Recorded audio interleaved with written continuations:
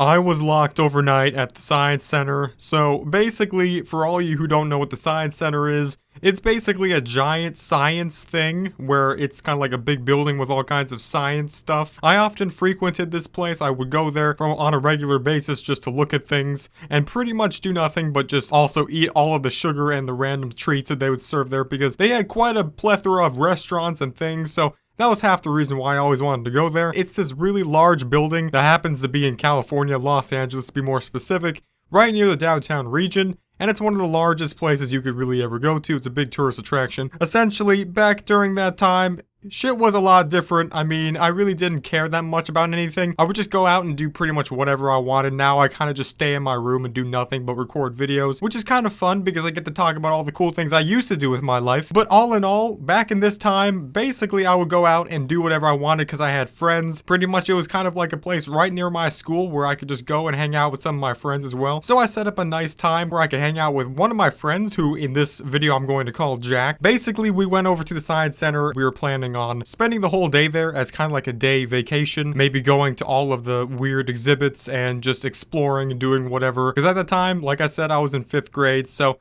not much going on in my life. Might as well just do something with it. By the way, I also told this story on my main channel like 3 years ago, so this is a good excuse for me to pretty much advertise it here, so go ahead and subscribe to that channel as well. But anyways, we set up a full day where I planned to go and spend at the Science Center.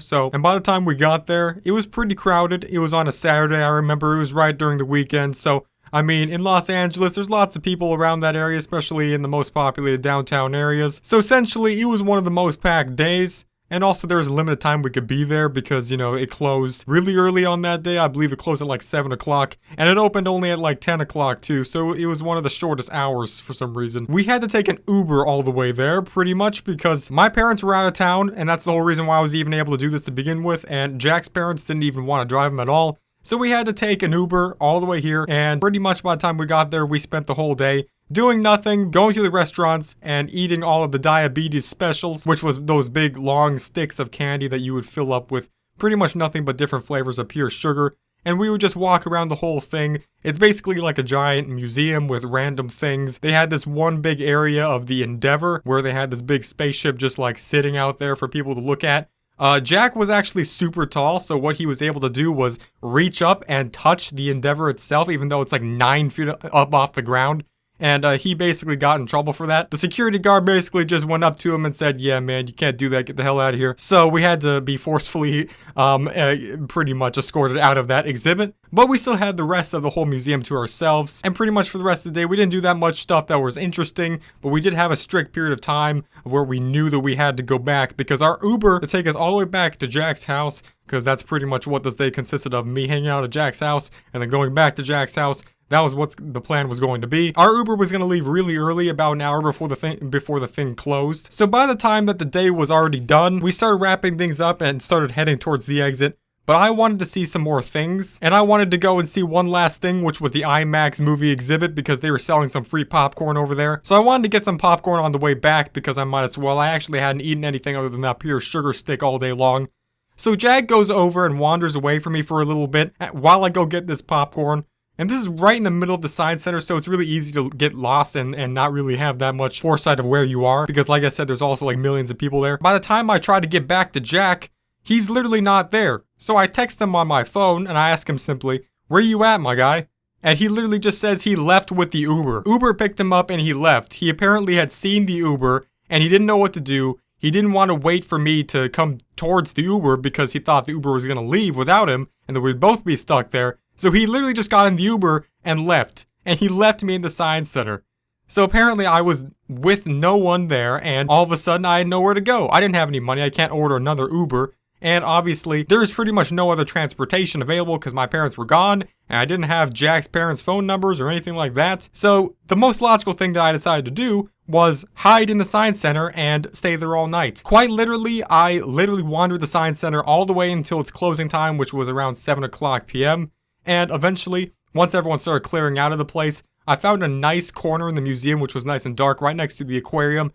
There's a nice big area where it's like there's all these openings. One goes out to the water area where there's the aquarium, and the other goes back towards the entrance. Basically, there's this nice side area where it's like nice and dark, where there's some kind of like exit or whatever, but it's like kind of surrounded by these fake rocks that make up the wall of the aquarium. I just sat there pretty much while the place got more and more dark over time. And also, you may be wondering, how did I manage to dodge all the security? Well, believe it or not, there wasn't even that much security at all. Throughout the time of me sitting in that one corner, and me getting bored playing Flappy Bird and stuff like that throughout that entire time, I saw only like one cop walk around pretty much and then seal up some doors, lock some doors behind him, and then walk out of the whole area. And then after that, there's literally no one there for like actual hours.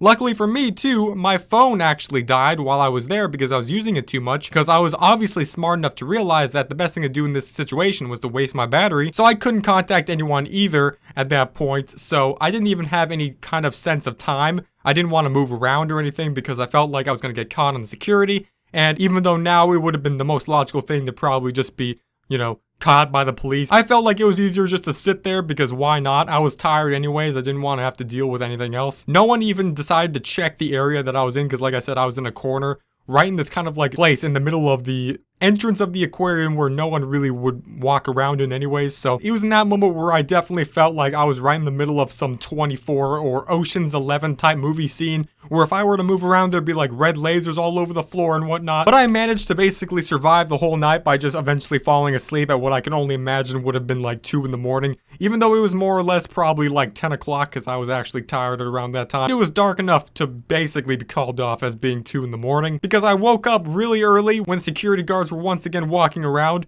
They were flipping up the tables in the cafeteria and I could hear it all the way from across the entire building. And people had started going back into the building once it opened, because apparently on Sunday they opened even earlier. Basically, even at the crack of dawn, there was a bunch of people flooding into that same room that at one point was empty for all that time. So pretty much, how was it like to spend all my night there? It kind of sucked. I mean, I didn't have any the only thing that really sucked was the fact I didn't have any pillows or anything to really get comfortable. I surprisingly wasn't even scared that much. I didn't really care that I was stuck in this giant open museum, kind of like Night at the Museum. The only thing I kind of felt scared at was things were going to start coming alive and eating my ass, because apparently that's kind of like a realistic thing that can happen based off of the movies. I managed to basically get through the whole thing uneventfully, and I somehow was not caught. And to this day is probably the only person who has actually unintentionally spent the whole night there, who doesn't work there, of course. So I managed to finally get out, and I contacted one of the security guards who were at the front gate, because there's always like a bunch of cops that are lined up there, making sure everything is going smooth while thousands of people are lining in to get up into the actual science center itself. And I basically told them the whole situation, and they managed to set up an escort all the way back to my house, in which I went all the way there, only to have to contact my parents just to tell them what happened, because I was forced to by the cop. He wasn't too happy about it, but he decided that it was okay since I was just a little kid at the time, so I pretty much got off the hook. But I didn't get off the hook from my parents, that's for sure. After a nice good old ass whooping, I was back into normal shape, knowing to not pretty much spend overnight at the museum. So yeah, that's pretty much how I spent the whole night at California Science Center, pretty much all on my own as a little kid. And if you have any common sense, then don't do anything like that. But damn, I felt like an edgelord during that time. Anyways, I'll see you guys in the next one. Goodbye.